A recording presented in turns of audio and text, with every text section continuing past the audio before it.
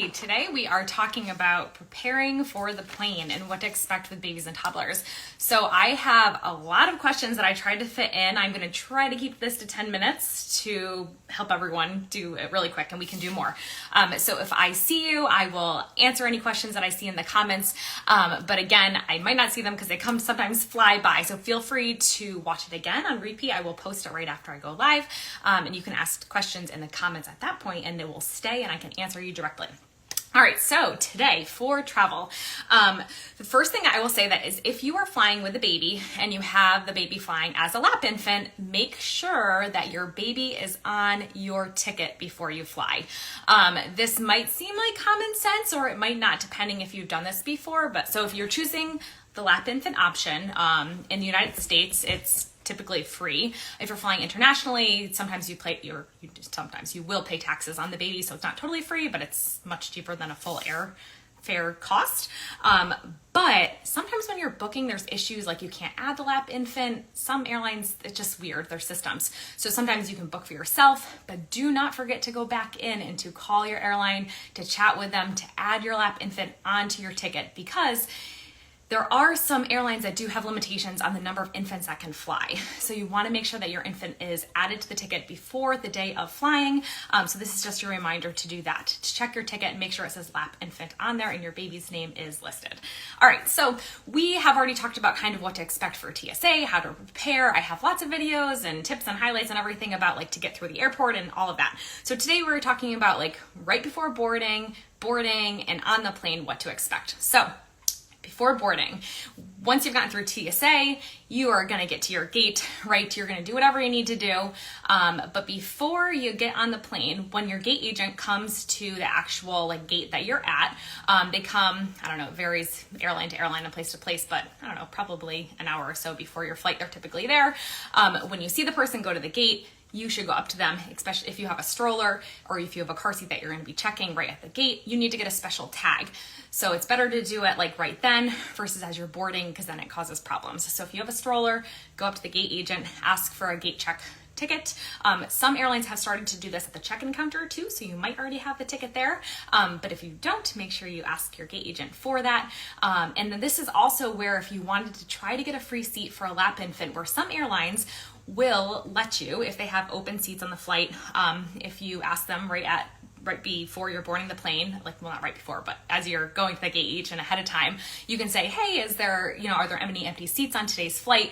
And if they say yes, you can say, my baby's flying with me as a lap infant right now. We do have the car seat. Is there any way that we could bring the car seat on? Are there any two seats together? So just know, some seats like Southwest is like an open seating. So it's really easy if there's open seats because there's no one assigned a seat. So places or airlines like Southwest, that's easier to happen with. If you are flying with like a big group of family, do not expect that if you're going to try for this free seat that they're going to be able to accommodate everyone moving to new locations. So if you are trying for the free seat with a baby, know that it might be one adult and the baby sitting together somewhere else. So just know that ahead of time.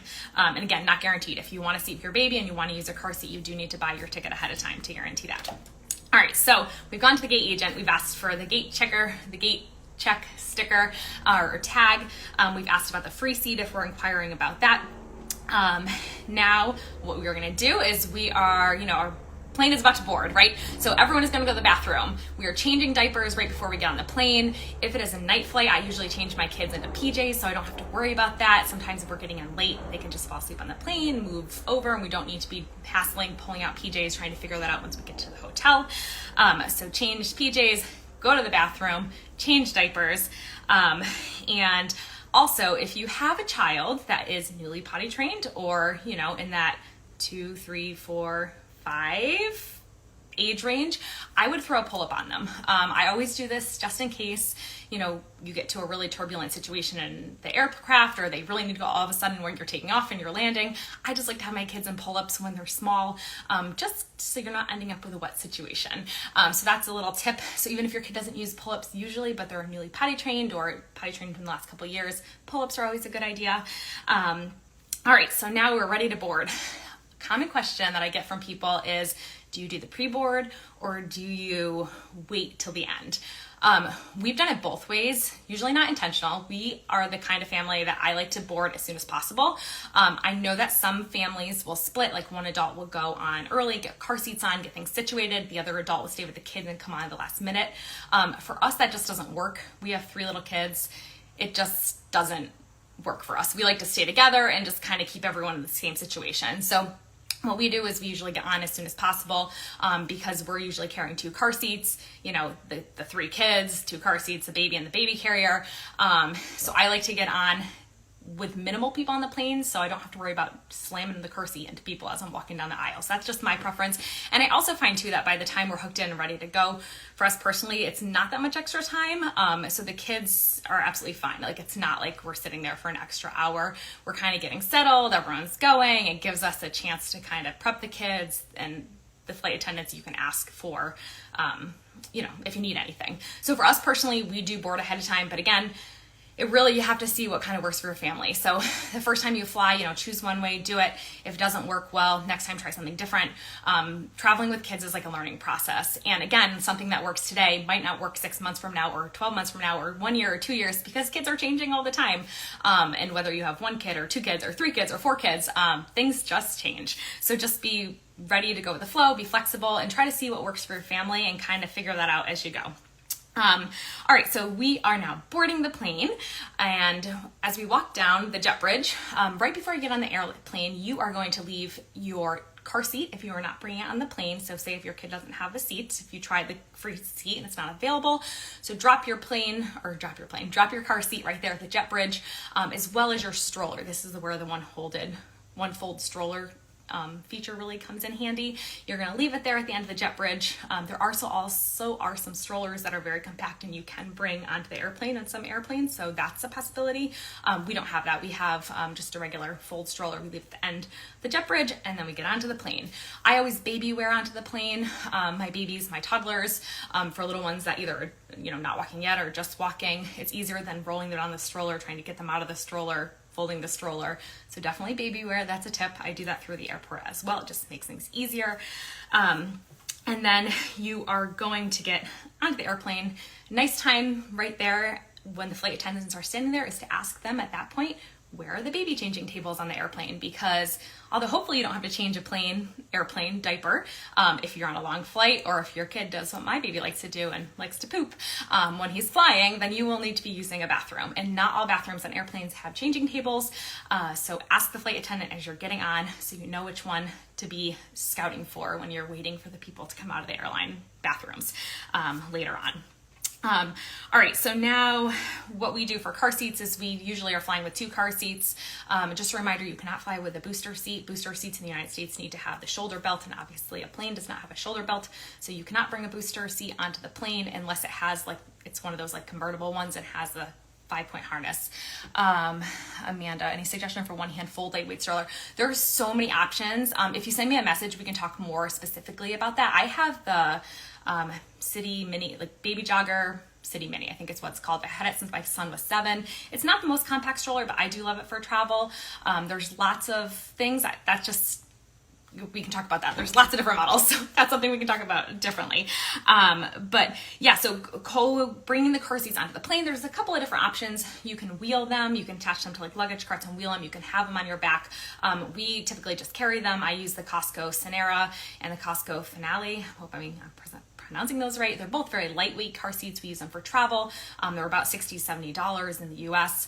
They're approved for travel, but they're your no frills car seat. They're not the most comfortable padded car seat out there. So we use them for the plane and we use them for travel where we're going. To me, the convenience of having lightweight is most important. And just a reminder that every car seat, whether that's been approved in the United States and wherever country you're in, is safe. They've all passed the same safety standards. So even though the Costco Sonera might seem like this lightweight thing, it has passed just as many safety standards as, the Kleck or, whatever the most fancy one there is. So a car seat is safe when it's used correctly. So just a reminder there for general car seat information. All right, so when we are installing the car seats, I am the car seat installer in my family. I'm sure someone, if there's two adults in your family, probably one of you is a more preferred of the car seat or not. Maybe not, maybe you both do it. But I like to install the car seat, so I will hand the children to my husband. He'll put the toddler in one seat, he'll hold the baby. The 7-year-old will kind of sit over in his own little space.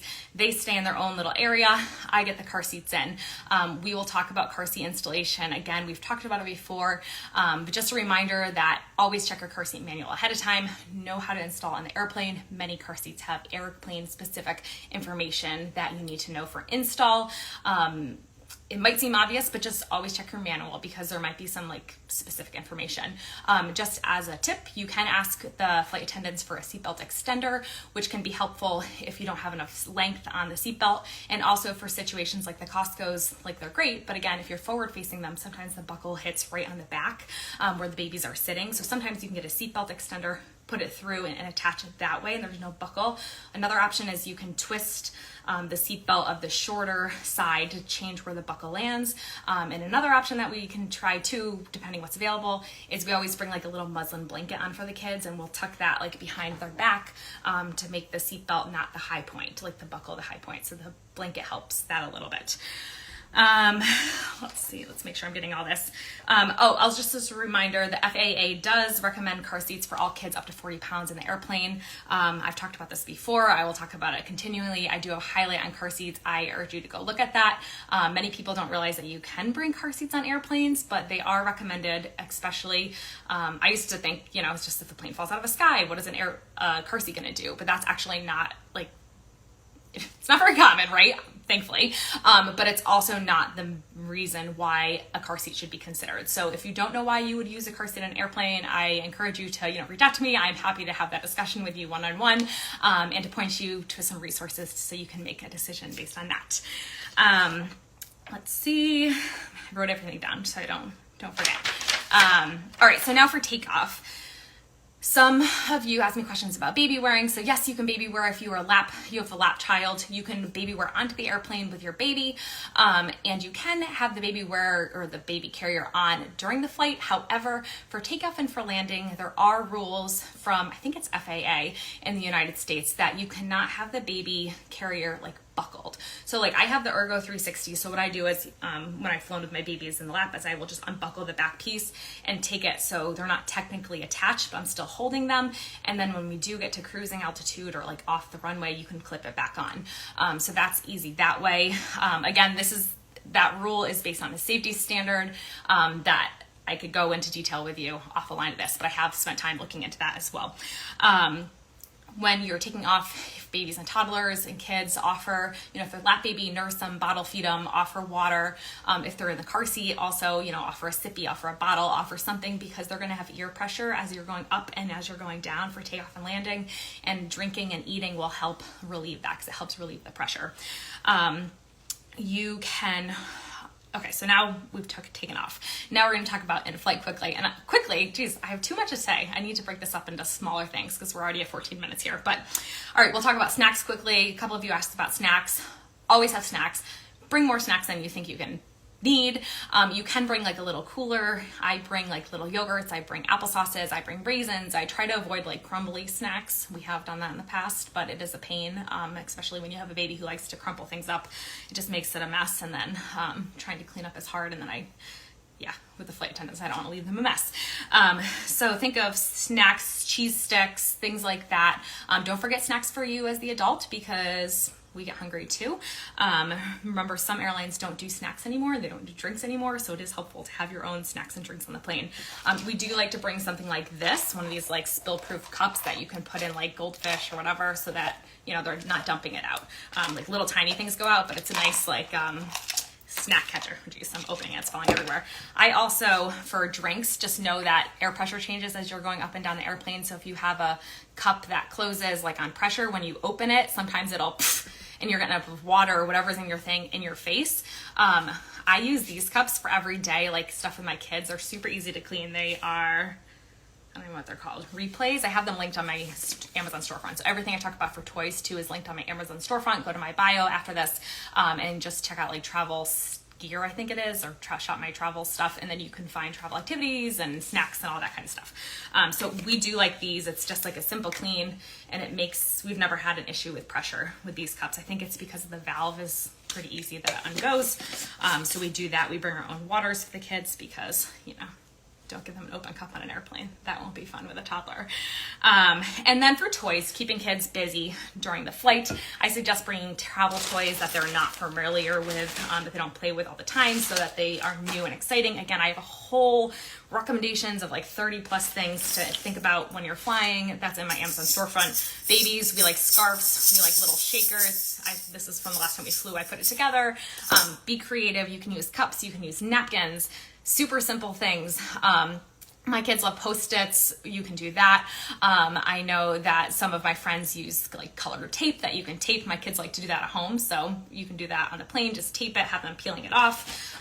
These spinner things are awesome. You can stick them on the windowsill. You can stick them everywhere in the airplane, at the hotel. Babies, toddlers love poppers, so we bring little poppers. We love these little like magnetic blocks. There's actually like magnetic block cases that you can use, but we've had these like tegus, I think they're called. I don't know if I'm pronouncing it right. But they're little magnetic like stacking blocks. We've had these for like 6 or 7 years with my oldest son. I always keep them in my diaper bag, in this little case, so they come out for travel too. Other than that, the water wows are awesome, like mess-free, like as easiest that you can do. Like water painting stuff, you can water activity books. And honestly, stickers too. Stickers are great. And window clings, like all that stuff. I will say that tablets, we are a pro tablet family for flaying days if we need them. We have 3 kids. We have, depending on the situation, like I am all for using tablets if needed. A tip for that is that you need to download your movies and shows ahead of time, and then they will be saved onto your thing. So if you have a Netflix or a Disney or a Prime, ahead of time, make sure you're downloading that on internet, because even though planes might have internet, usually the free internet you cannot download stuff on. It's just like their activities. So always do that ahead of time. If you have a baby that is drinking a bottle that you need to warm on the flight, some airlines do serve like hot water and tea and coffee, so you can ask the flight attendant for a hot cup of water that you can warm the bottle in. You can also use, I know I talked about this last week too, the Sarah's Chill. This typically I use for breast milk storage. It's a way to like keep the milk really cool, but it's like a thermos also. So before you board the plane, you could go to a restaurant and fill it with hot water, and it'll hold it the entire flight. It'll keep it warm. And then you could just pour it in. There's like the little top that you could put it in, or ask the flight attendant for a cup. You could also use like hand warmers, or like there's portable bottle warmers. Those are all options as well for bottle warming. Big tip is having everything separated. Each kid gets their own bag with their own toys. They can pull things out, their own snacks. And I always keep, this is actually right from our travel bag, a diaper go bag where I have my diapers, I have bags for messes, I have an extra onesie, I have a bag to put the dirty diapers in, and then also bags if you need, if the explosion is just so bad. We've had this happen on the plane where there was no salvaging the clothes. That's another tip. I always trust my babies in clothes that are like, I wouldn't care if I had to throw it if I had to, because we've had instances where we've been flying and there was a mess beyond that I did not want to handle with. So that whole outfit went into a bag and got thrown away, because I was not carrying that with me on a long travel day, and I wasn't dealing with it at a hotel. So just a tip there is don't wear clothes that you love. Also not a bad idea to pack an extra shirt or outfit for yourself as the parent. We never know when babies are going to vomit on us or poop or all that other stuff. So it's nice to have some clean clothes for yourself, at least just a shirt. All right, so now we're getting off the airplane, we're going down, we're doing the same thing for the ears on the way down. And then when we are getting off the plane, remember, if you checked a stroller, you can get it right there on the jet bridge to bring it with you. Also, I think I forgot to say this. When you are getting your gate check ticket, like tag for your stroller, if you have a layover, ask the airline if you can get a specific ticket so that you can get your stroller on the layover, because some places will just when you drop at the jet bridge, it won't give it to you till your final destination on the jet bridge. But if you want it for your layover, which I would totally recommend, because if you have delays, if you have issues just getting through airports, especially if it's big, it's nice to have this stroller. So definitely ask if you can request to get it on the jet bridge during a layover. Suggestions for layovers that are long, move around. A lot of big airports have baby play areas. Look that up, see that ahead of time. Some people bring their slumber pods with them and set up little dark spaces if they're going to have a really long layover for their toddler or their newborn, or the toddler, their little one. Lots of things you can do. But I hope that gives you like a general overview of like the pre-board, the boarding, and after board. So do you recommend a bag to put your stroller in when you check it out the gate? So that's a great question. So I don't use a bag because my stroller to me is one that, I don't want to be dealing with like putting it in the bag at the end. But it's also not a super expensive stroller, or I guess it doesn't really owe me anything because I've had it for 7.5, 8 years now. So I personally don't put mine in a bag, but I know that people had to have like the UPPAbabies and the more expensive strollers. There are bags that you can actually put it in. So if you do have a bag, you do have time and you feel comfortable doing that, it doesn't hurt. But you don't necessarily need a bag for your stroller. We've flown with ours, I don't know, probably 100 times at least in the last 7 years, and I've never had anything bad happen to it. Obviously, that doesn't mean that nothing can happen to it. If it's gonna be raining where you're going, a bag is not a bad idea to just kind of throw it in, I guess, if you don't want a soaking wet stroller, but definitely not required, but something you could do if it's something you wanted to add on. All right, well, thank you so much for being here. Like I said before, drop any questions in the comments afterwards, and I will get back to you. Happy traveling, and see y'all soon.